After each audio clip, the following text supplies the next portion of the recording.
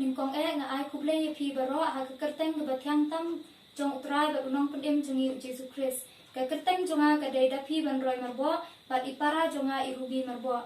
Bat ka kerteng jonga jingroi ke bangin ai shapi kene ke por kalong wan shakal beri.